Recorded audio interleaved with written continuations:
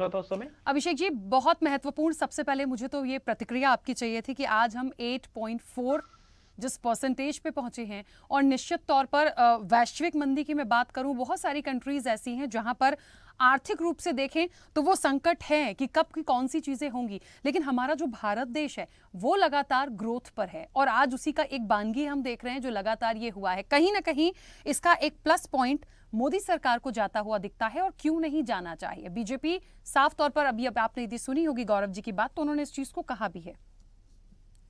जी राखी जी, मैंने गौरव जी की बात बहुत संक्षेप में सुनी हम्म। और बहुत ध्यान से उनकी बात को सुना। देखिए, आपने कहा देश हित की बात है, देश हित के लिए बिल्कुल हम बात करेंगे, लेकिन मैं आपको कुछ छोटे से आंकड़े बताना चाहूंगा। अगर आप मेरे आंकड़े अगर सुने तो मैं 2014 तक की बात करूंगा, आगे तक की भी बात करूंगा, और पीछे जो मैं बात करूंगा 2004 से लेके बात करूंगा। हम्म। 2004 में अगर मैं जीडीपी की बात करूं तो 7.92 थी। 2005 में भी 7.92 रही है। 2006 में आज 8.6 पहुंची है। ये बढ़ोतरी धीरे धीरे बढ़ती गई है, और 2010 में ये 8.5 गई है। बढ़ोतरी हुई है, बढ़ोतरी पीछे समय में भी हुई है और आज भी हुई है। ये अच्छी बात है कि आज भी बढ़ोतरी हो रही है और पहले भी हुई थी। उसी तरफ दूसरी तरफ देखिए, जैसे अभी गौरव भाई ने बातें कही कि देश में 3 जातियां हैं। मैं कहना चाहता हूं कि एक देश में जाति जो आपने बताई युवाओं की, उसमें 25 साल से कम उम्र की मैं बात कर रहा हूं जो ग्रेजुएट हैं। 42.3 लोग जो युवा हैं वो बेरोजगार हैं इस देश में। हमारे भारत की मैं बात कर रहा हूं, और ये प्रेजेंट की बातें हैं।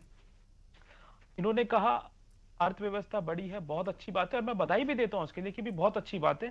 लेकिन आज आप देखिए, ये करंट का डेटा है जिसमें हमारे देश पर 205 लाख करोड़ रुपए का कर्ज भी है। मैं कहता हूं अर्थव्यवस्था बढ़ रही है, लेकिन साथ साथ ये जो कर्ज जो बढ़ रहा है हमारे देश पर, ये कब खत्म होगा? मेरा एक सवाल ही गौरव भाई से है।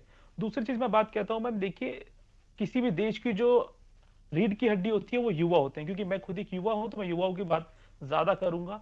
इतने सारे युवा आज बेरोजगार हैं। न जाने कितने सारे युवा ऐसे हैं जो बेरोजगारी के चलते वो आत्महत्या भी कर लेते हैं। नौकरियां सरकारी निकलती हैं तो पेपर लीक हो जाते हैं। इन सभी के चलते देश की अर्थव्यवस्था बढ़ रही है, ठीक है, लेकिन बाकी चीजों का क्या? अगर ये सिलसिला चलता आ रहा है, देखिए देश की अर्थव्यवस्था बढ़ती है, बहुत खुशी की बात है, इसके लिए कहता हूं इसमें कोई बुरी बात नहीं है। लेकिन बाकी चीजों को किस तरीके से देखा जाए ये मेरे को समझ में नहीं आता। क्योंकि देश की अर्थव्यवस्था बढ़ रही है, नो डाउट, ठीक है, गौरव भाई ने कहा, हमने उसको बिल्कुल मैं मान रहा हूं, अग्री भी कर रहा हूं। लेकिन ये जो नंबर बताया मुझे, ये नंबर पिछले कई समय में पहले भी चला है। ऐसा नहीं है कि ये आज पहली बार ऐसा हुआ है। तो ये पहले भी नंबर आंकड़ा पार कर चुका है, इसके करीब भी आया बहुत समय। तो ये तो चलता रहेगा। लेकिन पिछली जो चीजें जो जो कमियां हैं उन पर हम क्यों नजरअंदाज उनको हम कर देते हैं?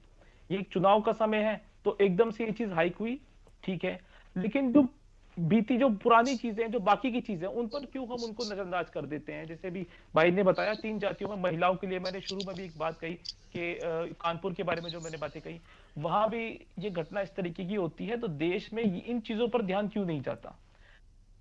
एक बात है अभिषेक जी, बहुत छोटा सा सवाल है। जी जैसा कि आप रोजगार की बात जी कर रहे थे, पूछिए। मैंने बहुत शुरुआत में ही अपनी चर्चा में बोला था कि बेरोजगारी जो है, महंगाई जो है, ये शुरू से ही किसी की भी गवर्नमेंट रही हो, बड़ा मुद्दा रहा है हमारे देश के लिए। मुझे लगता है युवाओं के लिए, और जहां तक रोजगार की बात है, बिल्कुल सोचा जाना चाहिए, क्योंकि जब रोजगार होगा, तमाम चीजें होंगी, तो निश्चित तौर पर आदमी उस चीज को निकाल के लेके जाएगा। हमने बहुत सारा ऐसा समय देखा, हमने कोविड भी देखा है, उस टाइम पे कितना स्ट्रेस में लोग थे, कितने लोगों की जॉब्स गई थी, कितनी चीजें गई थी। लेकिन ओवरऑल आज यदि हमारी ग्रोथ बढ़ती है तो निश्चित तौर पर हमें अपने देश के लिए गौरवान्वित होना चाहिए, ये एक अलग बात हो गई। लेकिन ये बात भी है कि जिस तरह से आज हम 8.4 पर पहुंचे हैं, तो कृषि के अलावा, कृषि को यदि हम एक तरफ रखें, वो तो फर्स्ट प्रायोरिटी है ही, लेकिन कहीं ना कहीं मैन्युफैक्चरिंग में, कंस्ट्रक्शन में, माइनिंग में रोजगार के जो अवसर इससे बढ़ेंगे, उसको किस तरह से करा जाएगा, ये आने वाले समय की चीजें हैं।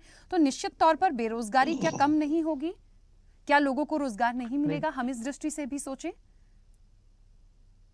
मैं भी इस देश का नागरिक हूँ, मैं तो चाहता हूँ कि इस देश के सभी युवाओं को रोजगार मिले। हमने कभी मना थोड़ी ना करा कि युवाओं को रोजगार मत दो। मैं तो खुद ये चाहता हूँ कि आप रोजगार दीजिए, बिल्कुल दीजिए। जितने भी युवा बैठे हैं उनको आप रोजगार मिलना चाहिए। लेकिन ये हमारे देश के प्रधानमंत्री का ही तो बयान था कि युवा तो पकौड़े तलेगा। तो युवा कहाँ जाएगा फिर? मैं